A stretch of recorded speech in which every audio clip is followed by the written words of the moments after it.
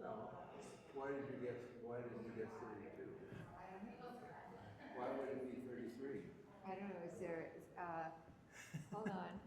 I have a guess, but I can't even guess. Disciples, apostles. No, that's a good idea. years of Jesus's life. Oh, of course. Of course, Wow. I knew you were right. Oh my. That's the only, I was going to say, it's not our... I'm so embarrassed. I don't know that. And then there's 3. So John in class today asked the question to everybody. So I can go, well, All right. 33. Jesus is like.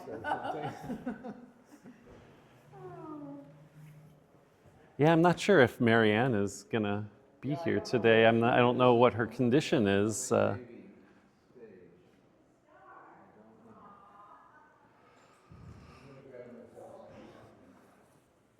you serving today?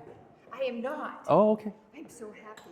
There are days when just sitting in the pews, and then it's today they're doing the 5 mystics, the call, the song, the call. Oh. The 5 mystics, which is like one of my top 5 songs, and So you'll just be able to... Oh, and it's the communion. Oh, yeah. And the very first time I heard it, there's a baby in that belly stuff. Yes. Sam Waldo. Yeah. Had done it as a solo, and I just sat there weeping, Mm-hmm. and then went back to try to find it online. And he said he'd sung it at his dad's service.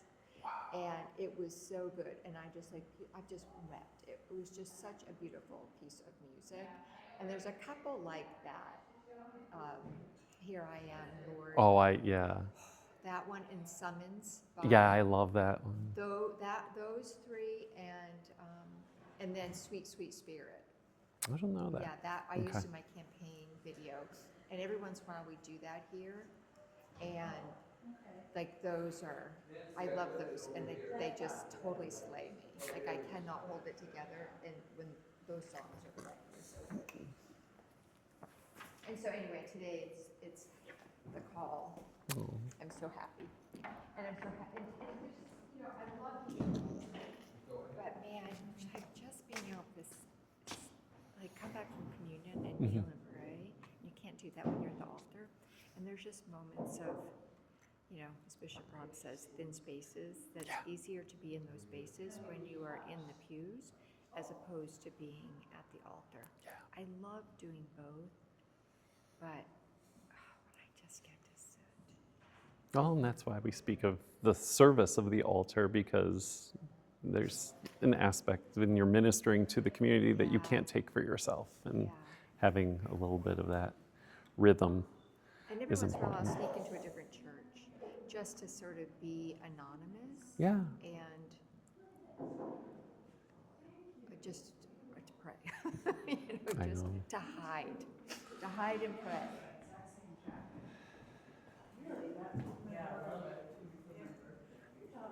Oh, it's cleanup day. It's cleanup day. We'll see how that works with the weather. Hello. I see you, and I said, cleanup day. Yeah. Missed that one. I've got soil in the back of my car. Oh, I was going to say, it's a nice treat. It's a reason why, I think it's a legitimate reason why you can't be here. Hello. I was just asking, I was like, I don't know what Marianne's state is, if she'll be here today, but here you are. Wonderful. John actually has, John has a surprise to share.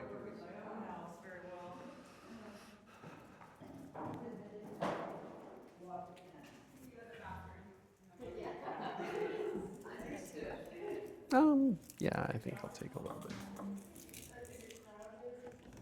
That one's the regular. Okay. I mean, I already had coffee this morning, but it's nice to sip.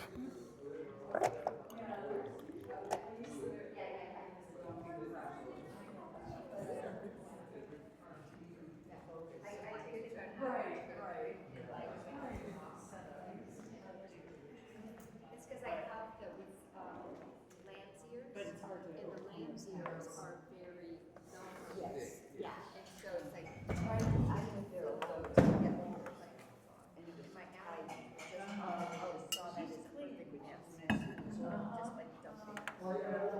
There's a she's Yeah, they work very hard. And they work until like 6 a.m. And so I said, well, Friday they were going until 5 something on Friday because they knew it was gonna rain. Yes, that's right. So that works. And then yesterday, Am I warm? No. Oh no, I was trying to figure out where to put the microphone.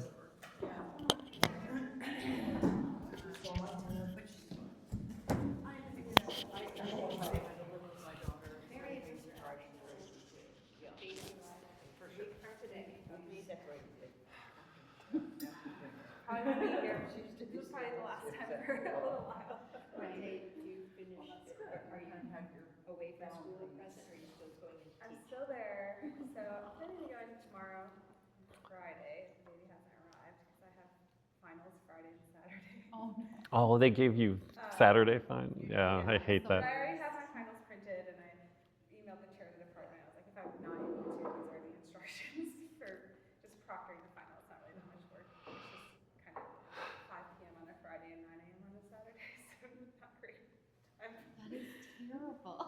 I have. Sadie's is the worst at that. I know, even if they just started on a Monday or I don't know.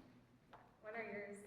I have 1 p.m. on Thursday and 5 p.m. on Thursday, so at least they're early in the schedules. Together, not, Yeah, Squeeze in before, can I have a minute? please do. I was gonna say this So is. here is my Anglican rosary. And in typical Anglican fashion, there's different forms of rosary. But this one has here 3 beads. Why would there be 3 beads? The Trinity.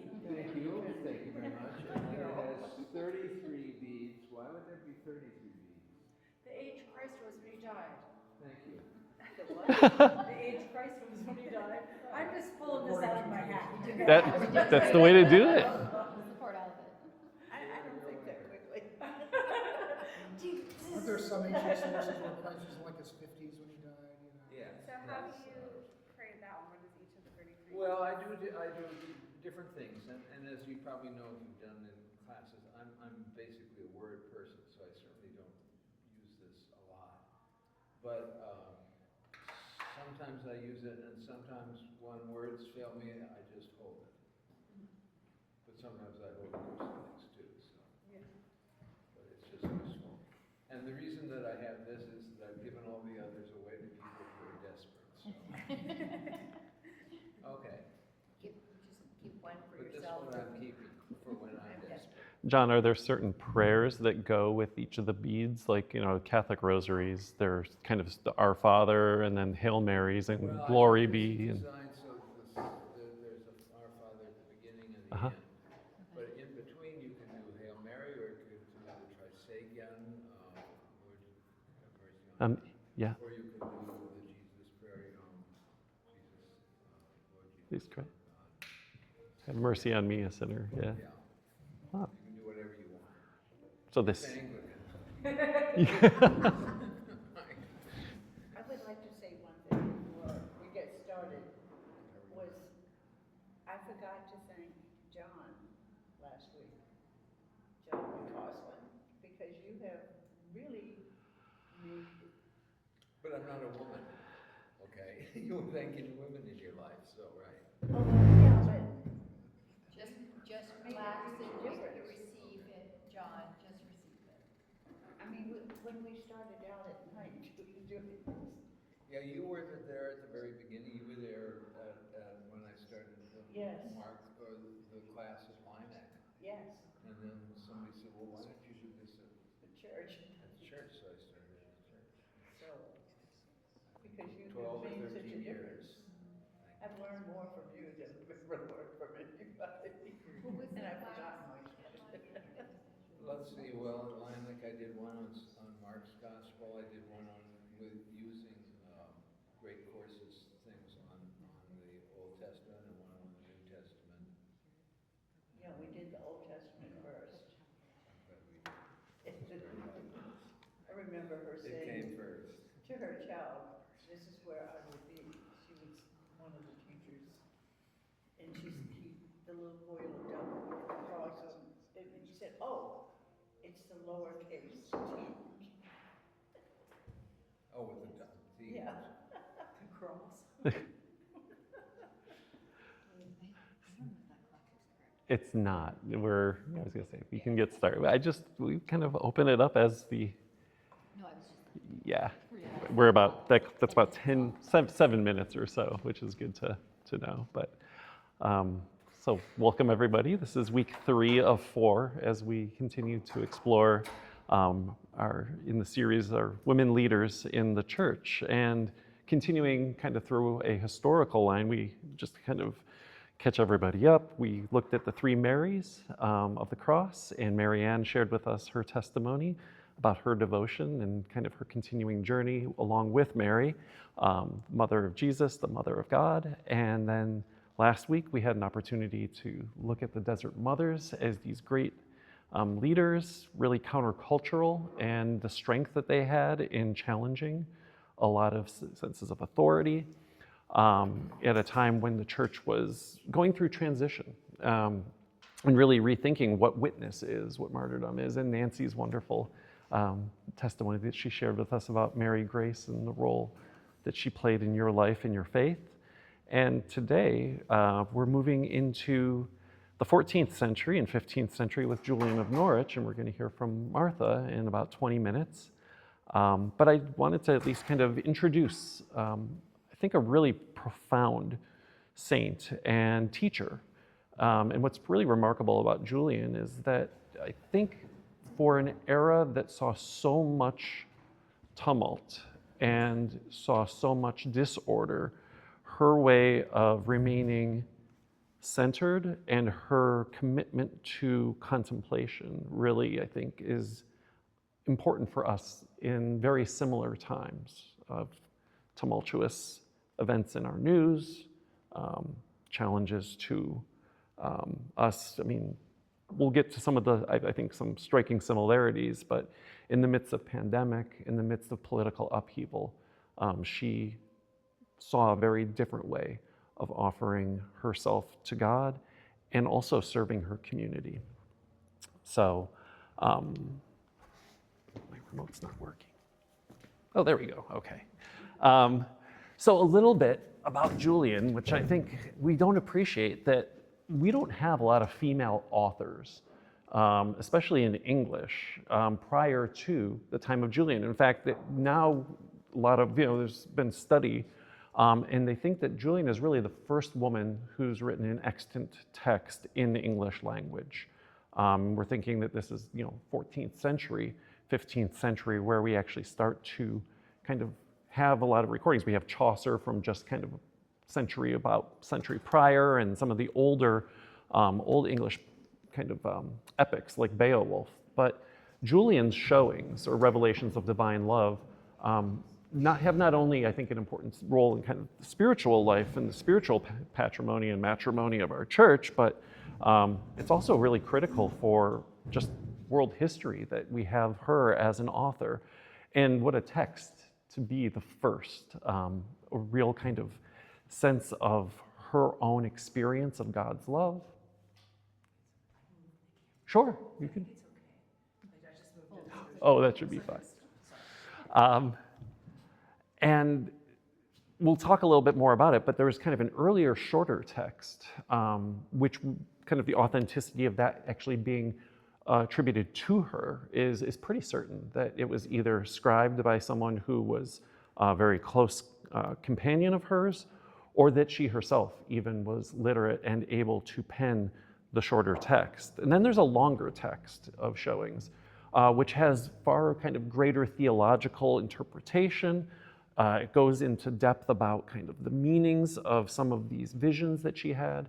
And it's thought that maybe that comes from a later tradition or a disciple of hers who picked up the text and elaborated. And I think that that's also remarkable to think about, the fact that, a single individual, right, has this experience of God's love and this kind of mystical vision, but that there are others who participate in the tradition, and it becomes partly the, kind of the community experience. that owns these texts. It's not attributed to one person, but it's the community's texts. And I think we saw a lot of the kind of that tradition, even with the Desert Mothers last week, about how it's the community that really kind of takes ownership and authorship and passes this along to generations and generations all the way to our present day. She herself was inspired by those who came before her, other anchorites, both male and female.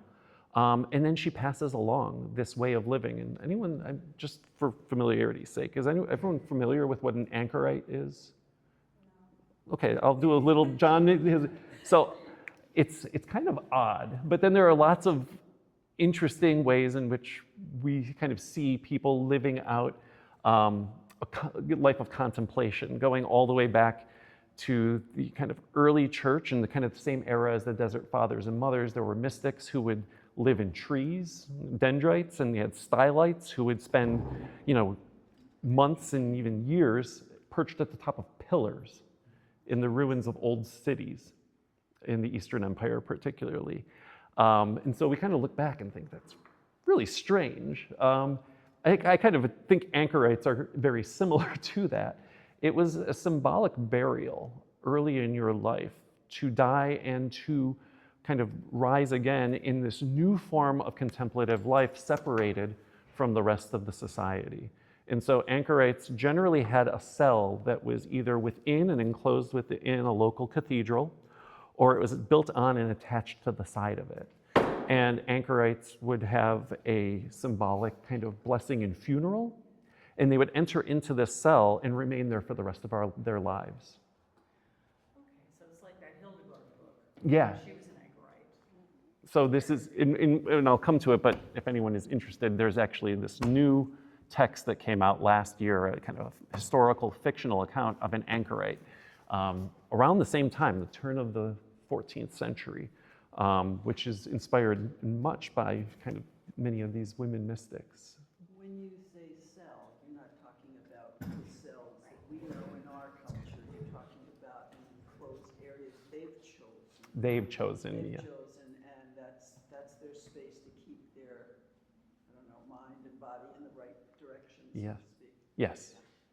But it was really, most of these were no larger than, a small, not even like this large, but we're talking, probably like an 8x8 room. And so, There are entry points into it. There are places where the food could be left, there are portals, yep. and there's also a window Yes. where visitors could come Yes. and get the wisdom of the anchorite. But it was creepy that they get nailed in. They get closed in, like Yeah. Allan Poe, story, right? So this is, so it really is, it's very strange to us today, but it was seen as a really remarkable and holy way for people to live. Can I just ask you, are there male anchorites? Yes. So is it predominantly male occupation? It's not predominantly either or, which is kind of interesting. In fact, I think that with the historical records, we tend to have records more of female anchoresses than male anchorites. In some ways, because men could go out and live in hermitage, as a hermit, and it was considered safe. But this was a safer option for women during this period. They had the protection of the cathedral, the town around them, as opposed to being out in the wilderness, living alone in a hut or something like that. Whereas men it was more socially normative for them to be able to do that and considered safer. But women, that would have been less safe. The idea of the cell is common to all monasticism. Yes. The monks say, your cell will teach you everything. And even though we call this great mystic Julian of Norwich, we are actually uncertain what her name was. The name Julian that we attribute to her is probably due to her kind of attachment to St. Julian's Church in the town of Norwich, out in East Anglia. And so she lived there, and she, as it says here, what Fred, you brought up already, offering wisdom to people who would seek her out. And so there's kind of, even though she lives very much a very cloistered life, she is a public figure in this very remarkable way and seen as somebody who is a mediator giving this spiritual wisdom and even seeing her as a mother, a spiritual mother to others who would come to her. Oh, there we go. So when the kind of the account of her visions took place sometime around when she was kind of the age of 30. She falls ill. And what's interesting, during her sickness, during this time of vulnerability, we often kind of think about, the challenges and kind of, that we're kind of being depleted. But in many ways, when we read about Julian, we read her visions, it's during this time of, vulnerability that opens her up to the grace of God to receive these visions. And so she kind of experienced her own last rites, preparing herself for death, and that leads her to contemplate the death of Christ, the experience of the Passion. And we have 16 different visions recounted from her time, kind of, the illness and kind of going through this, really challenging physical experience. It also becomes a time of spiritual grace for her. And there also are moments of being spiritually tested during this period. And we can kind of even think about how in times of our own physical challenges, illnesses, those are times where, we might have doubt, but there also can be times where Christ draws very close to us. And so the showings that she receives end up really kind of opening her up to a really remarkable and very different way of understanding God than what was often being preached at the time, where we see a lot of emphasis being placed on judgment and on penance. Her views and her theology are very much on kind of the all-forgiving nature of Christ and of God, and that human errors, in fact, are not due to some sort of depravity, but just due to our own fragility, and that God's mercy is far kind of greater, and that our holiness, even just in our very humanity and our embodiedness, is really something to be not shunned, but to be cherished, as we are vehicles of God's love and of God's grace to one another.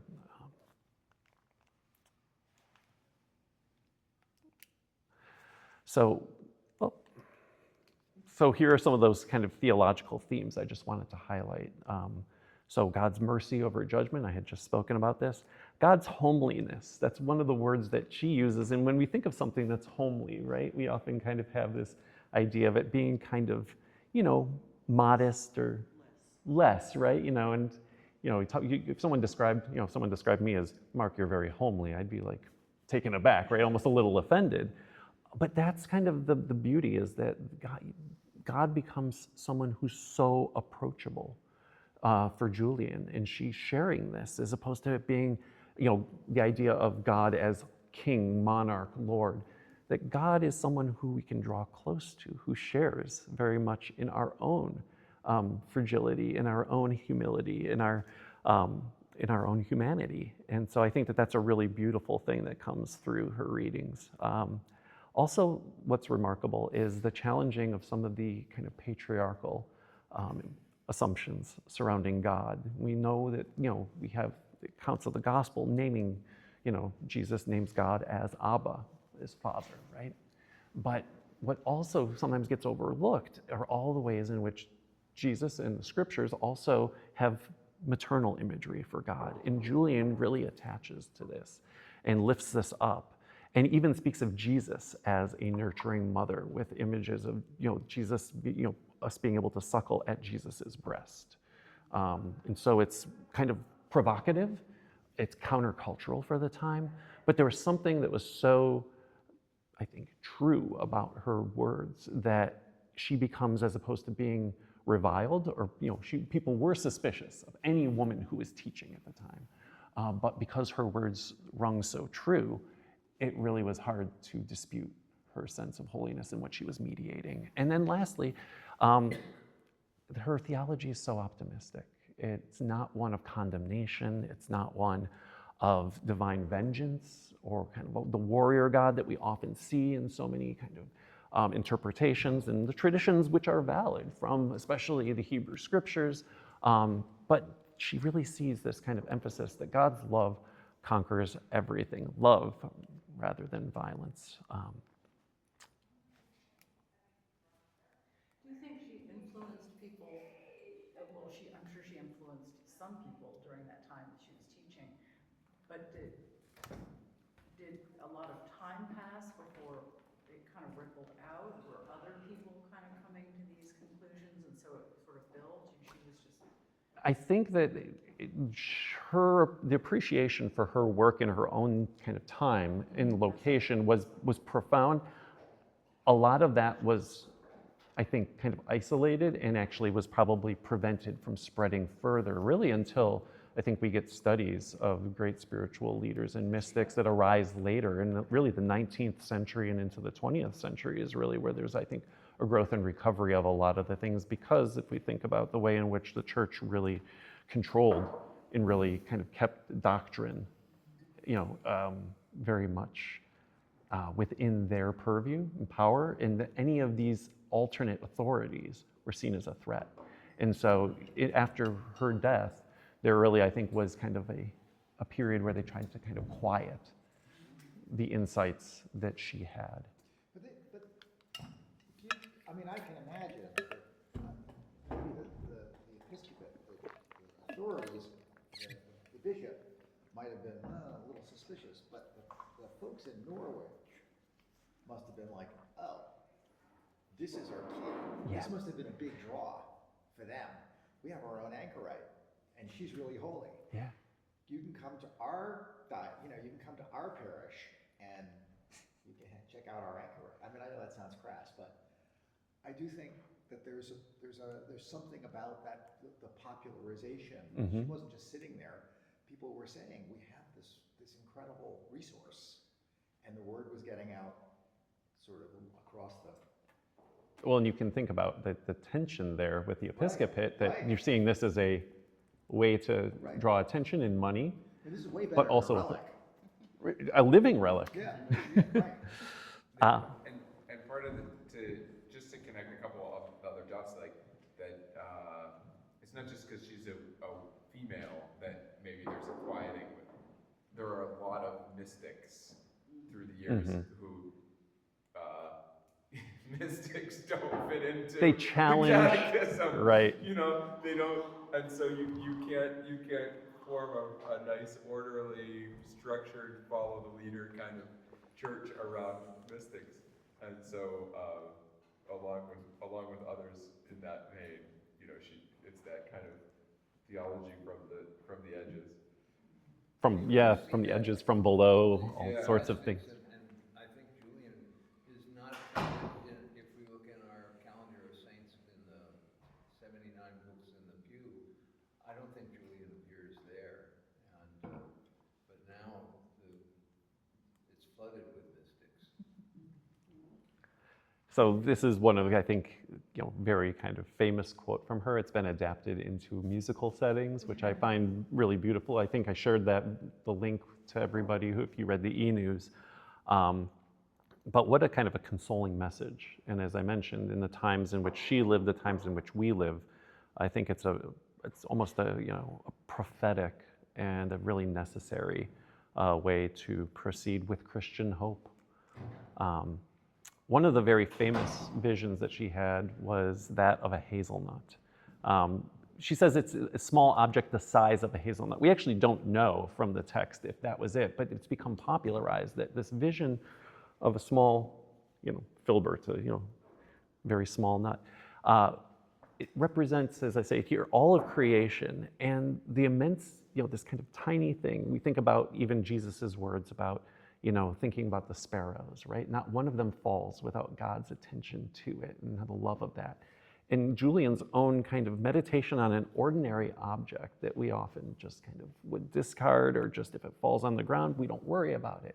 But how much is contained in this that it deserves God's infinite love in the same way that each of us, right? How much greater then is God's love for every one of us? And so there actually are a large number of icons, kind of more contemporary ones, like the ones that we did and painted just a few months ago. But the idea that, kind of spending time and kind of contemplating the ordinary things in life can lead us to an appreciation for God's great love of us. There we go. So I mentioned earlier some of the, kind of the two texts and kind of the legacy. One of the things that we note is that she does have a feast day coming up in just about a week's time here in the Anglican Church, and she also has a feast day in the Catholic Church on May 13th, just a week after.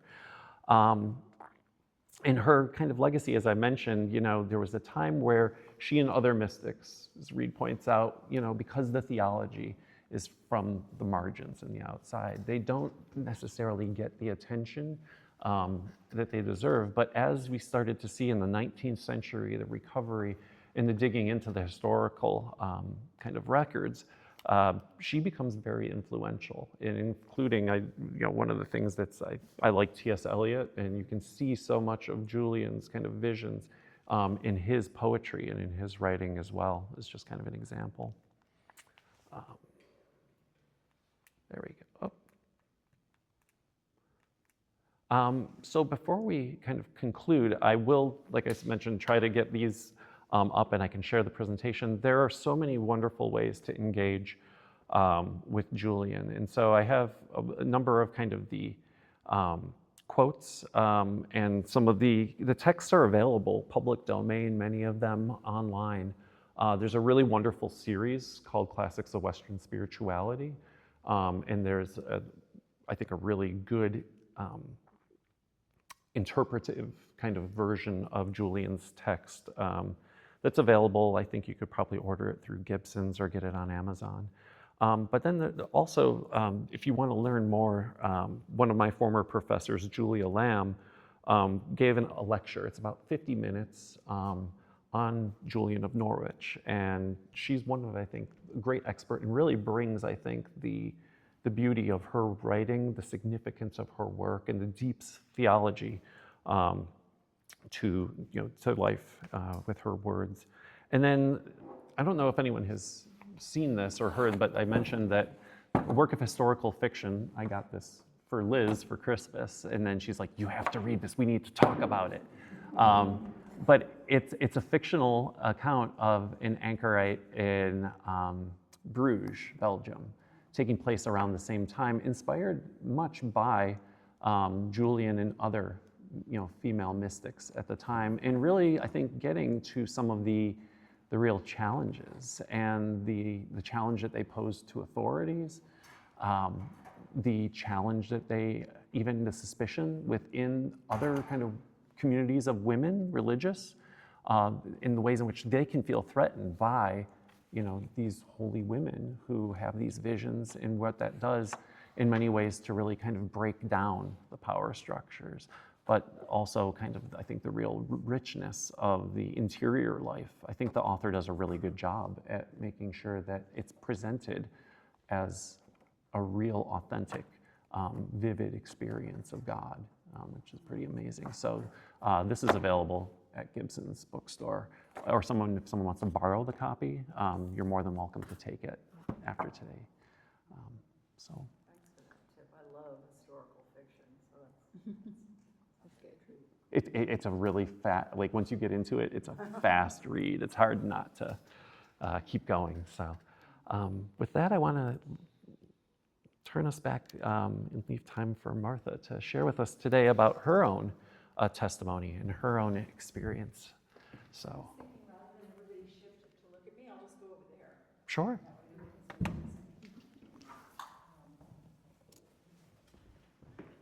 So I don't know how helpful this will be to anyone else, but it was helpful to me this week about this. Do I have to put that on? You don't have to. Oh, no. People can hear better? Is it like a magnet? Oh, I'll just leave it. I thought I had to wear it. Oh, you can wear it if you want. There's a magnet on Sorry. it. Okay, I'm done. It's up to you. So, because I'm blind. So anyway, this was helpful to me. I grew up Presbyterian until I was 10, and my dad was like the church guy. My mom, I think, viewed Sunday mornings as like her time to be by herself. And then we started to go to an Episcopal church when I was in 5th grade, we moved to Massachusetts, and there were no Presbyterian churches up there. But my mother had been brought up Episcopalian, and a lot of my dad's family was also Episcopalian, so it was not super unfamiliar to him. I got confirmed, and I remember the minister, apparently I had expressed many doubts, and the minister took me out of confirmation class down the hall into a room, and I was like, oh no, what'd I do? And he said, so I've heard you have some reservations about this. And my sister insists I went down the aisle at my confirmation going, I don't know if I should be doing this. And then the deal was I didn't have to go to church after confirmation, so I did not. and We've heard this. I know, yeah, this is typical. And I had zero interest, and I married somebody who was Eastern European, so he was very Catholic, and I said, yeah, sure, we can bring up the kids Catholic. And then it's like, phew, what did I care? And then as time got closer to that, I was like, well, wait a minute, what did I just agree to? So there was a minister where we were living in New York named Paul F.M. Zoll, who apparently has gotten super conservative and probably wouldn't approve of me at all. But at the time, he was very charismatic. And so luckily, he got us kind of on the same page. And my husband ended up getting received into the Episcopal Church. And we both got interested. And I would say, I don't remember a whole lot of that time. You have to understand that during my marriage, we moved 8 times in 16 years, and I had 4 children, and life was kind of chaotic. But we did, I remember reading C.S. Lewis in my 20s and Marcus Borg in my 30s, and Marcus Borg was like a breath of fresh air. It was like, oh, we don't have to take all this literally. That was hugely helpful. So we did attend churches, and I was very active, and I don't know how intense I was about the spiritual aspect of it, but my kids went to choir, and I ran the parish life committee, and I was on the vestry, and did the whole thing. And I do remember at some point in that period of time, I had this idea. So I think I was probably more in touch with the spiritual side of things than I'm remembering, because I just remember chaos. But I remember having this image of God and being in touch with God as being like this electric fence. And it always was there, and you could choose whether or not to put your hand on it. And that it was always a choice, your willingness, your saying yes to something that was always there, always on offer, and that when you were touching it and in touch with it, everything was different. So I remember having that image as a young woman. So, then when we moved to Wilton, Connecticut when I was about 38, had 4 kids by then, and we immediately joined the local Episcopal church because my kids were all like, they met the choir director, and there was ice cream on the first day, and I guess, so we went to that church, and it was great. But a couple years later, Pam and I don't know if anyone knows this, but we sort of caused a small town scandal by falling in love, and it was a terrible, terrible time. And the person actually that I got a lot of support from was an Anglican, I don't know why I call her Anglican, I guess because she's British, but she was an Episcopal priest. And like me, she had 4 children, and she had been divorced. And she was so good to me because I was convinced, I used to say all the time during those days, I'm going to hell, I'm going to hell. And she was just wonderful to me and really helped me. And we, Pam and I sort of lost our church community. We met at church, and we lost that church community, and we were referred to one a town over, St. Paul's, which was wonderful. There was a big gay community there, and it was very sustaining, the community. But then we had these stores. We were working 6 days a week. the church was, you know, a 25-minute drive. We still had kids at home, and we stopped going to church. We were just like, we were commuting. Both of us were working 6 days a week, and we just stopped going to church. We ended up moving to Hartford, and we never found a church community there. However, I view my Hartford years as sort of the most important time of my, I hate using expressions like spiritual growth, but my sense of things. And some of it was that I was taking coaching courses. I had this idea, I'd always wanted to be in the helping profession. I'd never gotten to go to graduate school. So I took these coaching courses. I did a lot of free coaching. I loved the coaching courses. I learned a lot.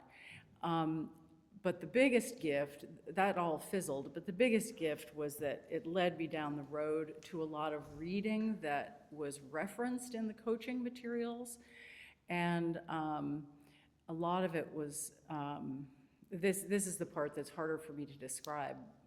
A lot of it was to do with thought work. So a lot of coaching is to do with challenging your thoughts and your beliefs about things. And so that led me to read a lot of books that are considered New Thought, which simplistically, probably in my understanding is simplistic, but basically the idea is that Christian Science was very involved in thought work. You know, you can think your way out of an illness, I guess, but the spin-off churches, the Unity churches, which you may have heard of, are centers for spiritual living. They're all over the place, and they're very Christian-based. They sound woo-woo, but they're very Christian-based. And Myrtle and Charles Fillmore sort of led to the Unity churches, and this guy named Ernest Holmes sort of led to he wrote Science of Mind. Anyway, I went down a rabbit hole. I read and read and read and read and read, and I read all the obscure people. I listened to, it was interesting. Mary Baker Eddy was apparently a little bit of a bitch. And so people didn't, so there were some spin-off people. I listened to hours of tapes from this guy who gave lectures in Hawaii who was Jewish, and he had sort of left the Christian Science church. And my great-grandmother became a Christian Scientist. She'd been Episcopalian, and her husband died, and she had 7 children, and she said to her minister at the Episcopal Church in Madison, New Jersey, I can't come to church anymore. And she became a Christian Scientist, lived to be 100.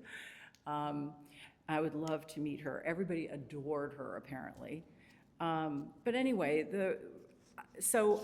I could,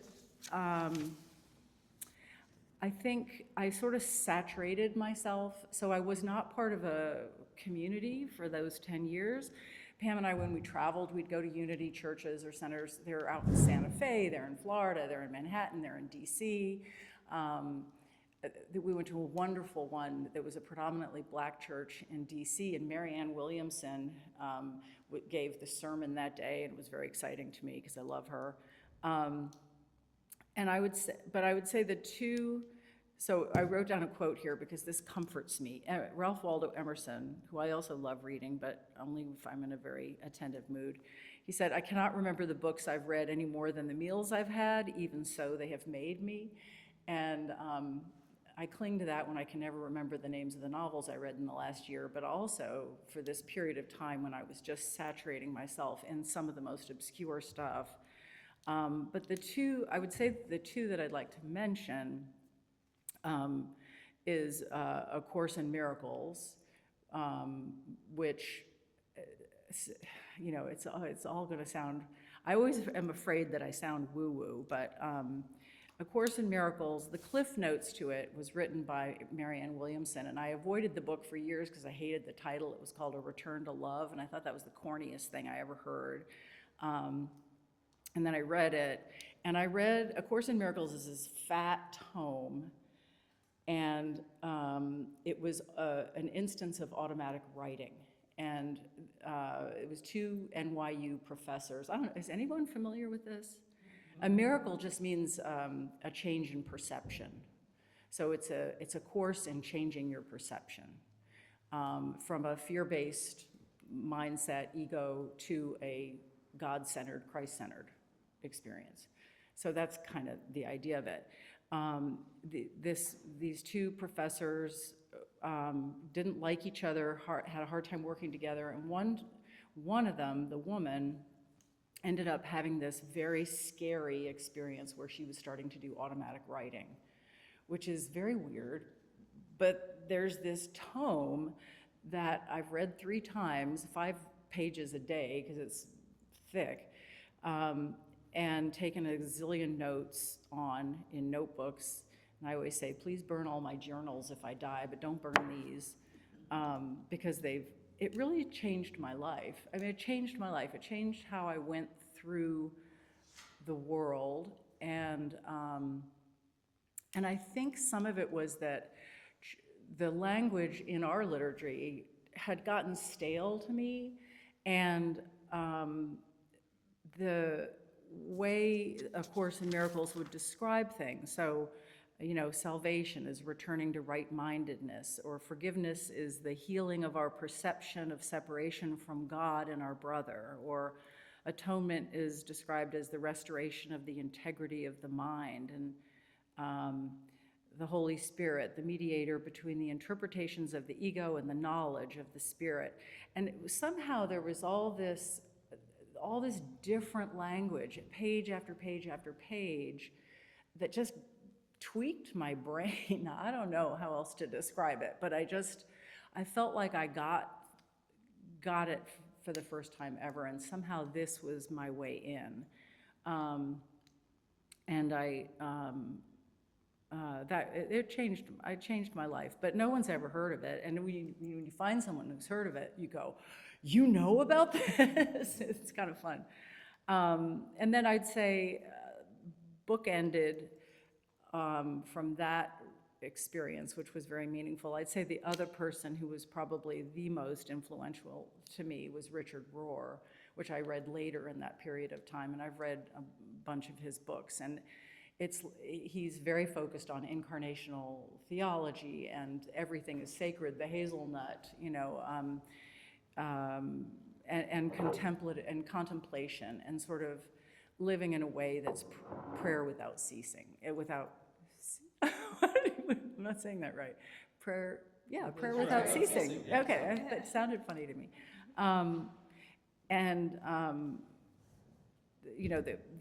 That everything is God, is an expression of God, expressing God, all of us, everything. And it's sort of a wonderful way to sort of move through the world, to be thinking about that. So those are probably the 2 biggest things that really, really helped me. And I guess aside from that, Lord, what else is there to say? I mean, those were sort of the big things for me.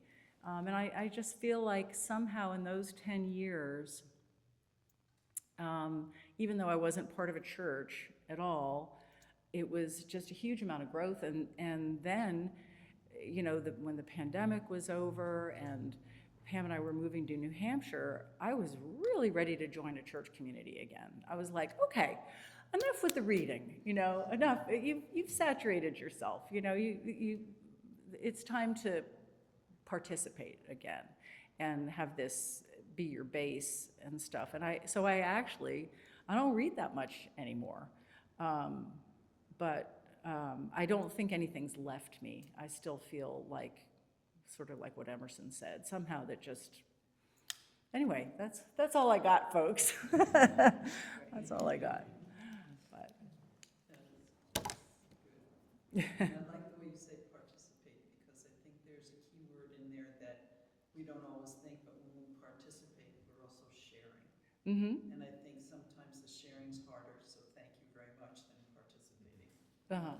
I'm a go-to girl to get something done, but I have to push myself to open up so that you can see that, no, it didn't really go too well the other day, and it was pretty awful. Yeah. So, Yeah. that's the whole thing, Yeah. participating, finding the shared experience. experiences or the people that want to hear Yes, the experience yes. so that they can say, aha, son of a gun, there it is. Yeah, yeah, yeah. Awesome, thanks Yeah. for sharing You're so welcome. much. Yeah, so then I found this lovely place. But, I was actually going to ask, you know, like with all of these kind of amazing kind of paths and journeys that you've taken, which has enriched, it sounds like, your own kind of sense of, you know, your person and your relationship with God, or ultimate concern. Yeah, what made you and Pam kind of join this community? Here at St. this Andrews? particular Yeah. community, oh, I think, you know, I think we were both ready. We both missed being in a community, and we tried different churches, and somehow I think our experience at St. Paul's, when we were so raw and so taken in, and Pam it had an extraordinary music program that Pam was in. My son actually was in it for a while too, and we felt very sustained by the community. So it felt like leaving. I think it was kind of like breaking up with someone who means a lot to you. It's kind of like you can't just jump into the next thing. And so I think somehow everything paled when we were in Hartford. But we did love going to these unity churches, and that was a fun experience. But I think both of us were really ready we knew we were moving here for the duration, like, you know, into the Memorial Garden. So, and we chose to come here. We chose to live out everything in New Hampshire, and we just said we want to dive in. And this particular community, of course, anybody can feel that it's rich and connected, and that people care about each other, and we wanted to belong to a place like that. And we were ready. Yeah. Mark, this makes me think about, we've mentioned this several times in this series, Paul Ricoeur and the second naivete. Do you want to say something about that? I mean, this is coming back and knowing it for the first time, to quote T.S. Eliot. And Marcus Borg. Yeah. That you know, you did some wandering, which allowed you to put the basics of faith into terms and perspective that spoke to where you were, and then you come back and you say, oh yes, my journey fits into what's I mean, the institutional Yes. rootedness Yeah. of Anglicanism. Yes, and that's a good way of putting it. And I don't have to agonize about if I am reading something in the Nicene No, Creed or something. right. It's like, you know what? I have a way of thinking about this that feels very rich and true to me. I don't have to worry about the language. And I think I used to get caught up in that, you know. And it's kind of like, no, that's not the point. We're all here together, and we're all thinking about this in our own way, maybe. I mean, what works for us to have the lived experience of connection with God and our brothers and sisters, you know. There's a famous, and I think known to be apocryphal statement of Queen Elizabeth I, when she said, I'm not going to cut windows into men's souls. You know, I'm not going to make you explicate exactly what you believe and how that fits the creed. I just want you all to come and pray together, worship together. Yeah. So, anyway. Paul Zoll, do you know? Do you know him? Well, I don't know him, but I have a spiritual directee Zoll has some sons, and they're all very Calvinistic evangelicals, Episcopalians. And he left the Episcopal Church, maybe they all did for a while. Paul did? Yes, and then came back to it with part of the Diocese of South Carolina, which all left the Episcopal Church over the blessing of same-sex unions. Uh-huh, So yeah, that's why I said he's he wouldn't very- approve of he's me very- now. He's become, I don't know whether he always was, but he's very strict of salvation I- by grace alone, and, you know. Yeah, who knew? I mean, I was 22 or Yeah. 23 when I met him. Well, they're very charismatic. He's very people. charismatic, and he was young, and he was energetic, and it was like, oh, I can do church. He's cool, and and also he kind of got me and my husband on the same page by both of us being compelled by him. So that was a big win because we had not been on the same page, and that's on me because I was an idiot. Yeah, then I did hear that he got very conservative, but it was a period of life. Well, it's part of the mix. Yeah. So, yeah,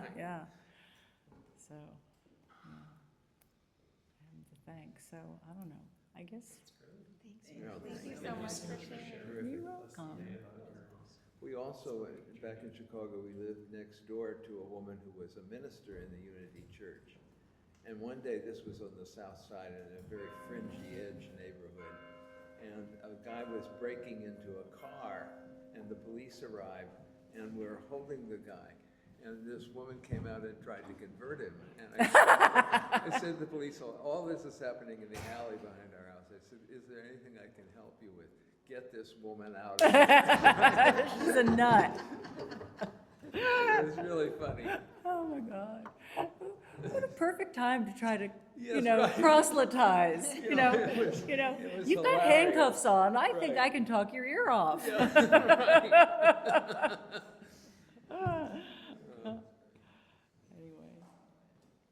Did it work? I got Mrs. I forget what her name was, but I got her I said, this, I want to know, was he converted? Yeah. Maybe in prison. Maybe in prison. Anyway. that was lovely, thank you. Thank you. Thanks.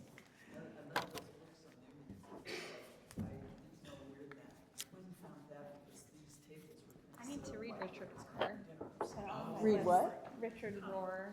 Oh, he's I've heard like, good things. And it's just beautiful. The language is beautiful, and it's just reassuring, and, you Yeah. know. I think he's a Franciscan, isn't he? He's, yes, he's Franciscan.